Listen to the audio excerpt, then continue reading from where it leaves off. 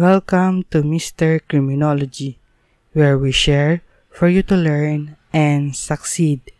In this video, we will be discussing proximate cause and efficient intervening cause.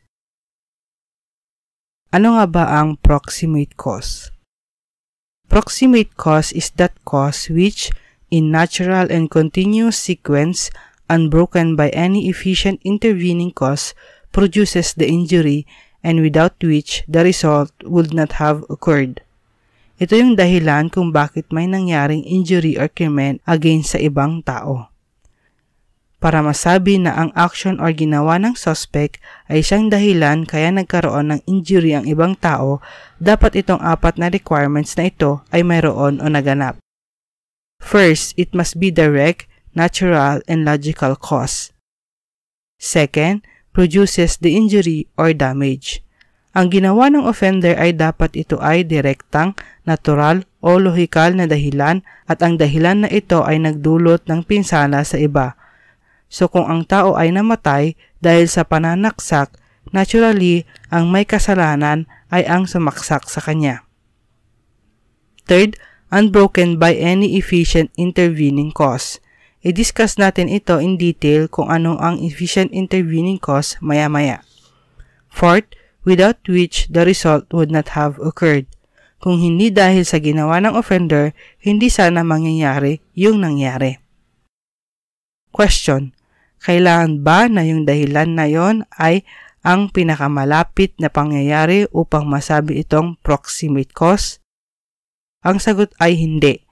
Ang sabi ng Supreme Court, to be considered the proximate cause of the injury, the negligence need not be the event closest in time to the injury. A cause is still proximate although farther in time in relation to the injury, if the happenings of it set other foreseeable events into motion resulting ultimately in the damage. Let us illustrate. Si Intergames ay nag-organize ng endurance running contest.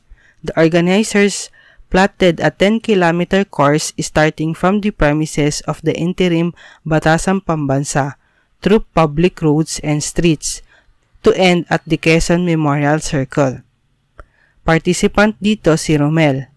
However, habang tumatakbo siya, nabangga siya ng jeepney. Dahil sa bangga, namatay siya. Sa unang tingin, sasabihin mo na ang proximate cause ng kamatayan ni Romel ay ang pagbangga sa kanya ng jeepney driver. However, ang sabi ng Supreme Court, the negligence of Intergames was the proximate cause of the death of Romel, and that the negligence of the jeepney driver was not an efficient intervening cause.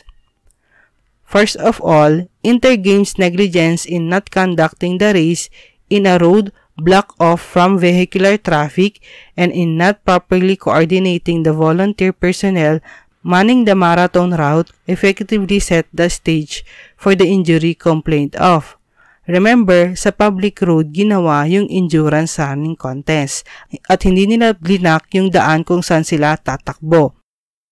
Secondly, injury to the participants arising from an unfortunate vehicular accident on the route was an event known to and foreseeable by Intergames, which could then have been avoided if only Intergames had acted with due diligence by undertaking the race on a block of road and if only Intergames had enforced and adopted more efficient supervision of the race through its volunteers.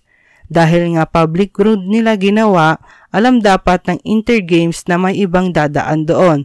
Yung nangyari kay Romel ay alam mo nang posibleng mangyayari, pero wala silang ginawa.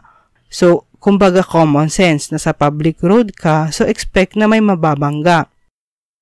And thirdly, the negligence of the jeepney driver, albeit an intervening cause, was not sufficient enough to break the chain of connection between the negligence of Intergames and the injurious consequence suffered by Romel. So ano nga ba itong efficient intervening cause na ito? It is an active force which is either a distinct act or fact absolutely foreign from the felonious act of the offender. Ito ay bagong pangyayari or gawa na puputol sa connection sa pagitan ng unang gawa or maling gawa doon sa injury or pinsala na nangyari. Doon sa example natin kanina, yung pagbangga ng jeepney kay Romel ay considered intervening cause o papagitan sana sa negligence ni Intergames kasi nga hindi naman si Intergames ang bumangga. However, sabi ng Supreme Court, although intervening cause siya, hindi siya efficient and enough na maging proximate cause kasi babalik at babalik pa rin sa kapabayaan ni Intergames. Kung hindi sila naging pabaya, wala sanang masasagasahan. Hindi nila binak yung kalsada. Technically speaking, nasa tamang lugar pa rin yung jeepney. Another illustration ng efficient intervening cause. In the case of Urbano versus IAC, Javier suffered a 2-inch incised wound on his right palm when he parried the bolo which Urbano used in hacking him. After 22 days, he suffered the symptoms of tetanus, like lockjaw and muscle spasm. The following day, he died. Dito sabi ng Supreme Court, may efficient intervening cause. Kasi kung yung bolo ay tetanus, dapat 2 or 3 days after the incident, nagkaroon na siya ng symptoms or signs na may tetanus infection.